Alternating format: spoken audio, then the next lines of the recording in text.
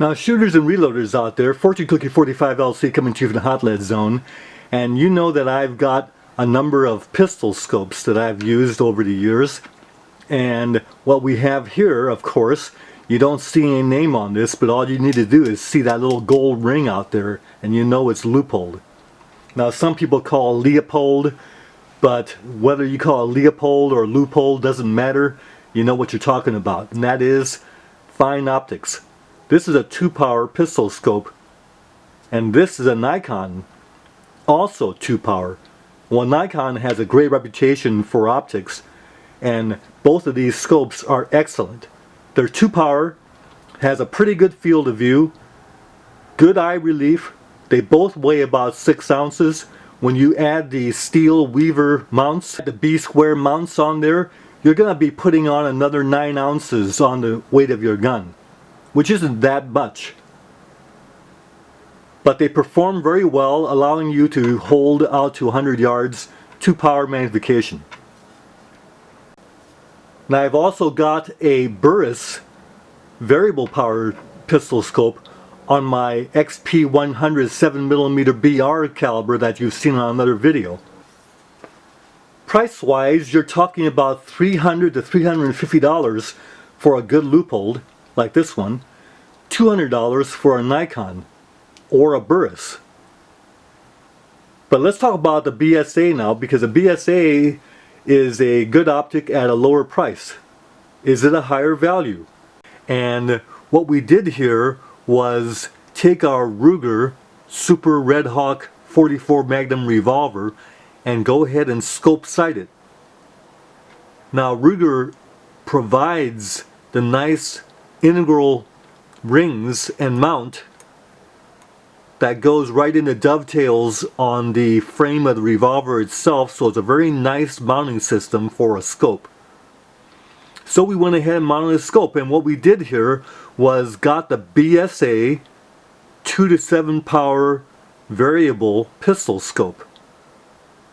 And this scope is about 1 foot long, it weighs 7.5 ounces, goes from 2 power to 7 power, has a fast focus.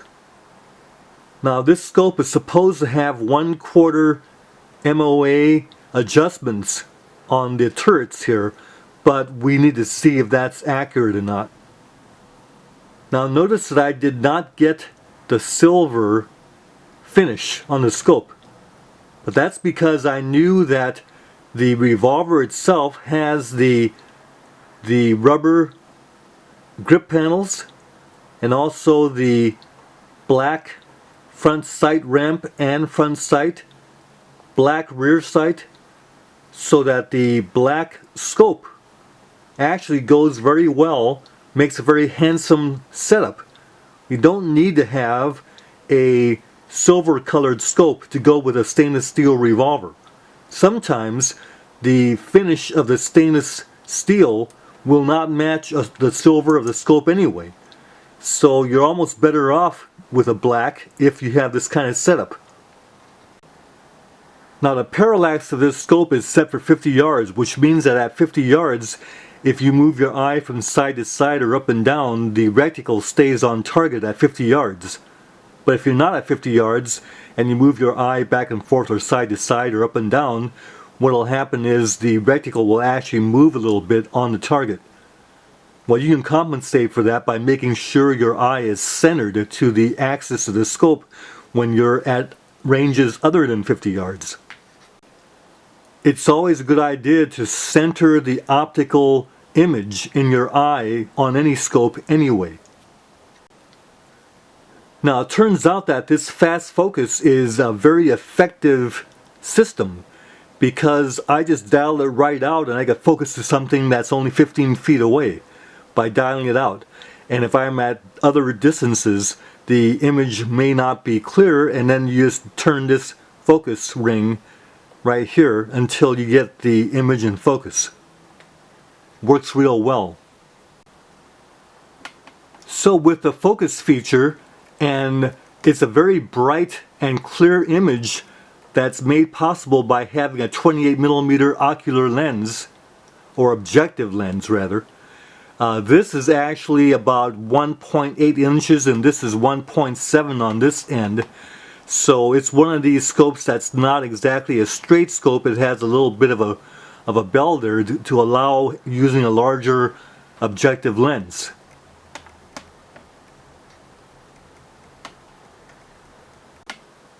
Now BSA stands for British Small Arms, and it was a company that was located in London and started getting into optics back in the late 1990s. But a Chinese company, Gamo, actually purchased BSA, and the scopes are made in China. Now the image from the scope is very sharp and clear and bright. And it has a nice duplex reticle. However, the field of view looks like it's on the small side compared to Leupold and Nikon scopes. But the price is very reasonable, and if the scope stands up to the 44 Magnum recoil, then we'll have a high value scope here. We'll find out. The power ring turns smoothly. Let's go ahead and show you what the view through the scope looks like. So shooters and reloaders out there, we have the BSA 2-7 set at 2 power, and notice the sharp clarity and the size of the wabbit that we have out there at 26 yards. Reticle is clear, image is clear and bright. So now compare that with the Leupold coming up. So here's the Leupold 2 power, and you'll see that the field of view is a little better than the BSA. But notice that the size of the wabbit is a lot smaller than the BSA, so this is actually like 1.3 power, not a true 2 power. But the clarity and the brightness are at least as good as the BSA. The difference is a $350 scope compared to a $100 scope.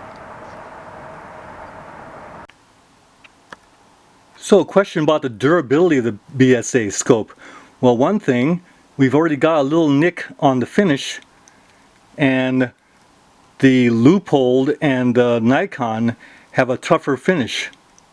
It's a Sharpie pen to that. Now once that dries, we can just buff it a little bit. It should be okay.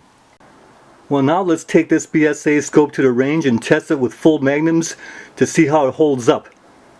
But this video is getting a little bit long.